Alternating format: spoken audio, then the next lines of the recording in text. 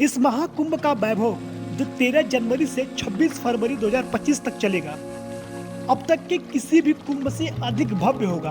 अनुमान है कि इस बार लगभग 40 करोड़ श्रद्धालु भारत और विदेशों से प्रयागराज गंगा में डुबकी लगाने के लिए आएंगे।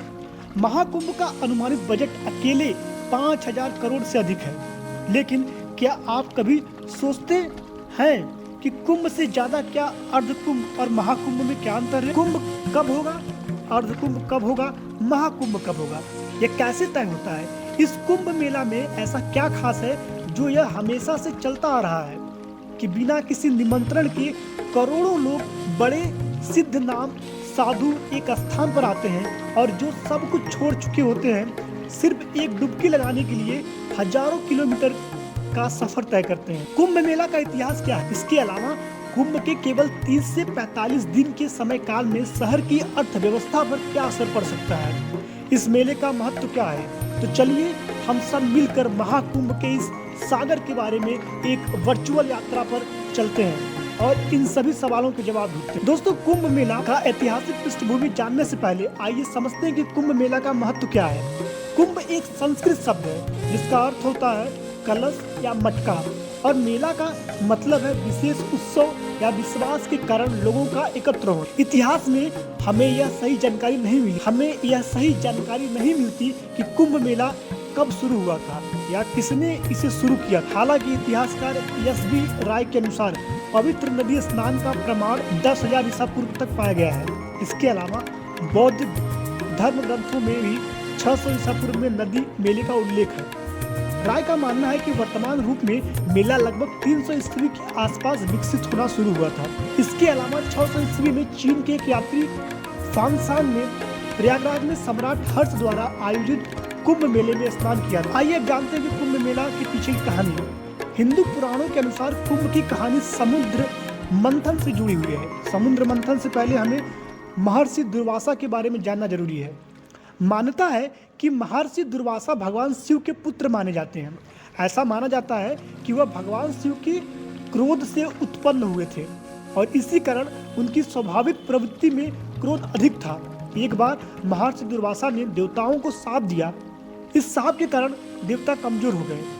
इसका फायदा उठाकर राक्षसों ने देवताओं पर हमला किया और उनका स्वर्ग छीन लिया। इसके बाद सभी देवता भगवान विष्णु के पास गए और पूरी स्थिति बताई। तब भगवान विष्णु ने देवताओं से कहा कि अमृत की आवश्यकता है ताकि वे राक्षसों को हरा सके और यह अमृत समुद्र मंथन से प्राप्त की जा सकता है। इसलिए देवताओं और राक्षसों ने समुद्र मंथन शुरू किया। इस मंथन से कुल 14 चीजें निकली। पहला विष निकले जिसे भगवान शिव ने अपनी गर्दन में धारण किया, जिसके बाद उनका नाम नीलकंठ पड़ा। इसके बाद कामधेनु गाय, ऐरावत हाथी, कल्प वृक्ष, अप्सरा रंभा, माता लक्ष्मी और 5 बच्चे निकले। इसके अलावा शंख, परिजात वृक्ष, सारंग धनुष आदि चीजें निकली और अंत में अमृत का कलश बाहर। जब अमृत का कलश बाहर आया तो देवताओं और राक्षसों के बीच इसे लेकर लड़ाई छिड़ गई। इस दौरान देवता जयंत ने अमृत कलश को उठाया और वहां से भाग गए। अब राक्षसों ने जयंत का पीछा किया। जयंत लगातार अमृत कलश को लेकर भागे और इस संघर्ष के दौरान अमृत की कुछ बूंदें पृथ्वी के 4 स्थानों पर गिरी। यह स्थान थे गंगा के किनारे हरिद्वार, त्रिवेणी संगम के किनारे प्रयागराज, शिप्रा नदी के किनारे उज्जैन और गोदावरी नदी के किनारे नासिक। यही कारण है कि इन स्थानों को पवित्र माना जाता है और यहाँ कुंभ मेला आयोजित किया जाता है। अब सवाल यह है कि कुंभ मेला हर 12 साल में क्यों आयोजित होता है? असल में देवताओं और राक्षसों के बीच यह युद्ध कुल 12 दिन तक चला था और इसे पूरा होने में 12 साल लगे थे। इसलिए कुंभ मेले का आयोजन हर 12 साल में होता है। इसका मतलब यह है कि हर 3 साल में इन 4 स्थानों पर कुंभ मेला आयोजित किया जाता है। कुंभ मेला 4 प्रकार के होते हैं: अर्धकुंभ, पूर्ण कुंभ और महा। इसके बाद कुंभ की तिथियां कैसे तय की जाती है, आइए जानते हैं। यह निर्णय कुछ ग्रहों की स्थिति, खगोल शास्त्र, ज्योतिषी गणनाओं और धार्मिक विश्वासों के आधार पर लिया जाता है। महाकुंभ 2025 के दौरान कुछ विशेष बातें और इसकी आर्थिक अहमियत के बारे में भी चर्चा की गई है। इस बार अनुमान है कि लगभग 40 से 45 करोड़ श्रद्धालु कुंभ में शामिल होंगे और उत्तर प्रदेश को इससे भारी आर्थिक लाभ होगा।